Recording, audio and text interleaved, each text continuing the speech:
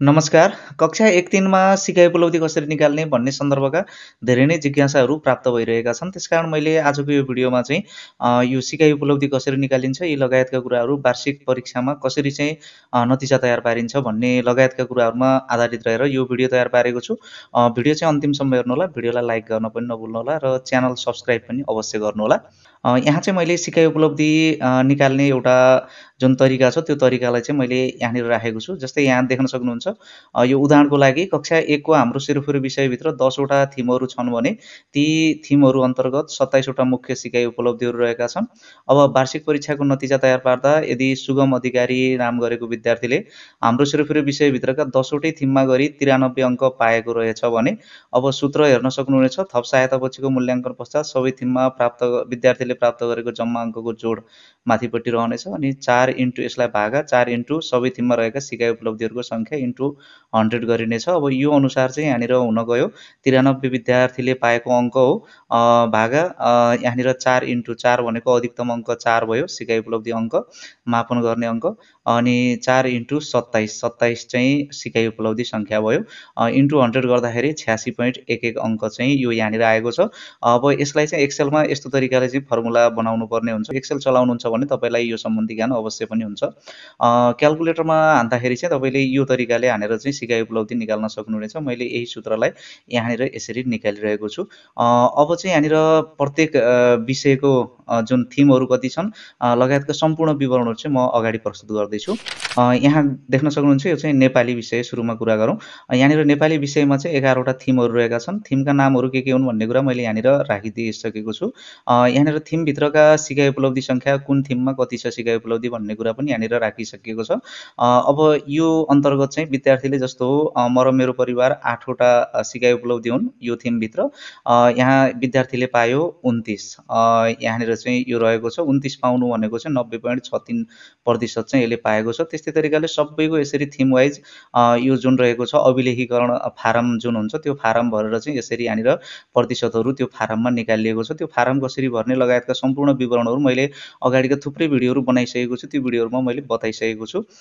यो तरिकाले चाहिँ यहाँनिर हुन्छ र अन्तिममा चाहिँ देख्न सक्नुहुन्छ थप सहायतापछिको प्राप्ताङ्कलाई यसरी जोडिन्छ अनि यहाँनिर चाहिँ उपलब्धि प्रतिशत सिकाइ उपलब्धि सङ्ख्या पनि जोडिन्छ, थप सहायतापछिको प्राप्ताङ्क पनि जोडिन्छ।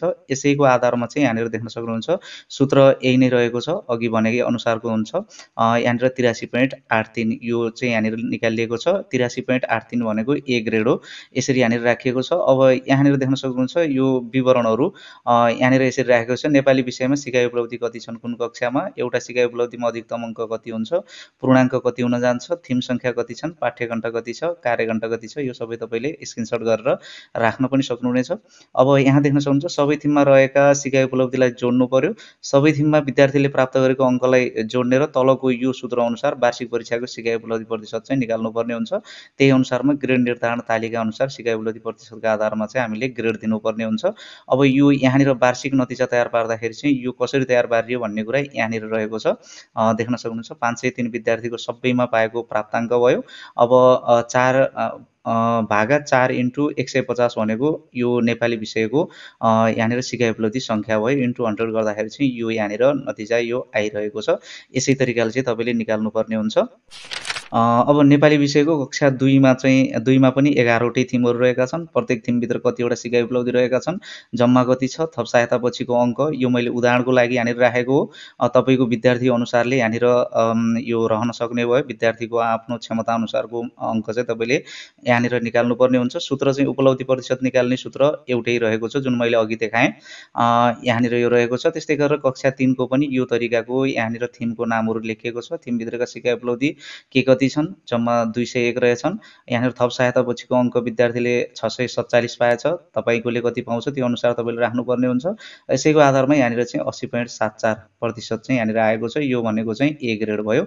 यो तरिकाले चाहिँ यहाँनिर राखिएको छ। यो तपाईँले हेर्न सक्नुहुन्छ। यो अनुसार तपाईँले तयार पार्नुहोला।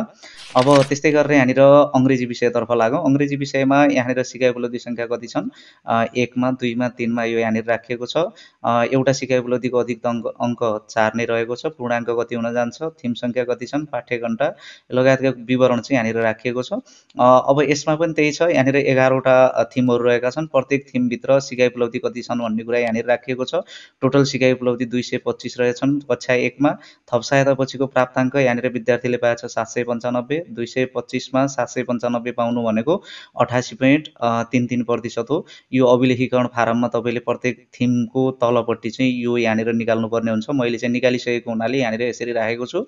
अब यो 88.33 भन्नु भनेको यहाँनिर चाहिँ ए ग्रेड हो। यो कसरी निकालियो भन्ने कुरा यहीँनिर रहेको छ। 795 विद्यार्थीले पाएको अङ्क भागा 4 × 225 भनेको यो कक्षा 1 को यहाँनिर सिकाइ उपलब्धि सङ्ख्या रहेको छ इन्टु 100। यो तरिकाले जुन अघि बताइयो त्यही अनुसार नै यहाँनिर सूत्र लगाएर यो तयार पारिएको छ। अब अङ्ग्रेजी विषयको चाहिँ 2 र 3 को विवरण हेर्नतर्फ लागौँ।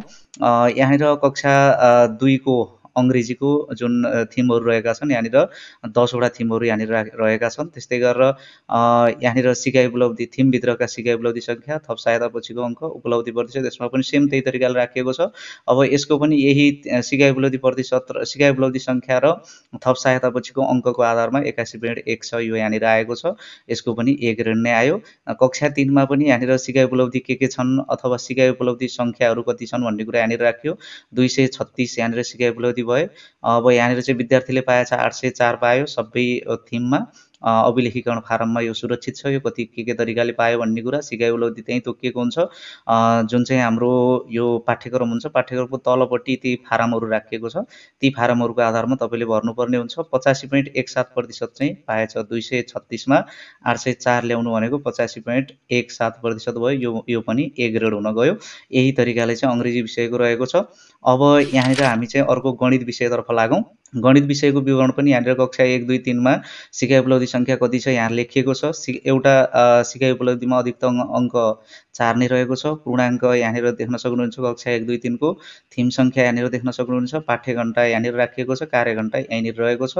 अब यसमा पनि सेम तरिका रहेको छ। यहाँनिर सबै थिमहरू यहाँनिर रहेका छन्। सिकाइ उपलब्धि सङ्ख्या यहाँनिर रहेको छ। गणितको सिकाइ उपलब्धि सङ्ख्या चाहिँ थोरै नै रहेका छन्। अब जम्मा चाहिँ यहाँनिर 23 वटा रहेका छन् कक्षा 1 मा। थप सहायता पछिको प्राप्ताङ्क 80 पाएछ विद्यार्थीले। उपलब्धि प्रतिशत 23 मा 80 पाउनु भनेको 86.96 पाएछ। यो भनेको ए ग्रेड हो। यो कसरी निकालियो भन्ने कुरा यहीँ छ। विद्यार्थीले पाएको 80 भागा 4 × 23 भनेको जम्मा सिकाइ उपलब्धि सङ्ख्या यो चाहिँ कक्षा 1 को रहेको छ। यही तरिकाले चाहिँ यहाँनिर निकालिएको छ। अब गणित विषयको 2 र 3 को विवरण हेर्नतर्फ लागौँ। गणित विषयको 2 र 3 मा पनि यहाँनिर देख्न सक्नुहुन्छ 8 वटा थिमहरू रहेका छन् 2 मा, कक्षा 2 मा। यहाँनिर थिमभित्रका सिकाइ उपलब्धि यहाँ छन्। जम्मा यहाँनिर 28 रहेछ। थप सहायता पछिको 101 रहेछ। यहाँनिर चाहिँ 90.18 आयो। ए प्लस भयो। सूत्र त्यही अघिकै हो। यहाँनिर चाहिँ अब कक्षा 3 मा चाहिँ देख्न सक्नुहुन्छ जम्मा चाहिँ 7 वटा रहेछन्।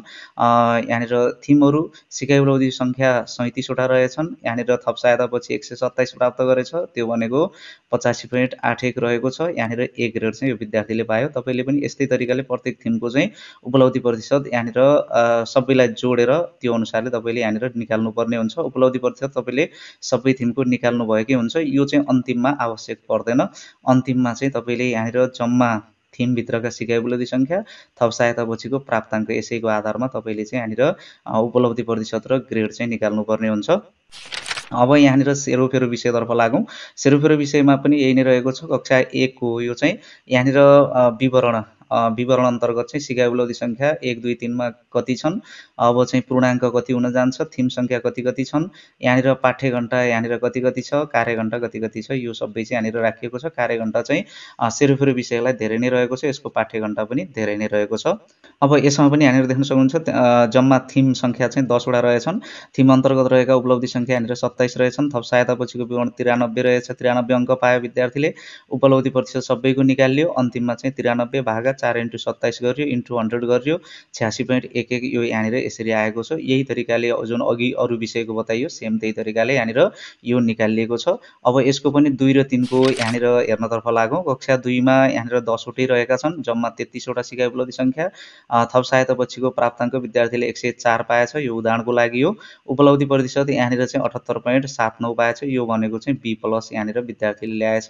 अब कक्षा 3मा पनि 10 वटै रहेका छन् थिमहरू, यसमा चाहिँ 30 रहेछ जम्मा थिमभित्रका सिकाइ उपलब्धि सङ्ख्या। थप सहायता पछिको प्राप्ताङ्क 96 रहेछ, 90 गरेर यसले चाहिँ यो 30मा 96 पाउनु भनेको चाहिँ 80% चाहिँ यसले ल्यायो, यो भनेको A ग्रेड चाहिँ यो विद्यार्थीले ल्यायो। यही तरिकाले तपाईँले तयार पार्न सक्नुहुनेछ। अब हामी अर्को विषयतर्फ लागौँ।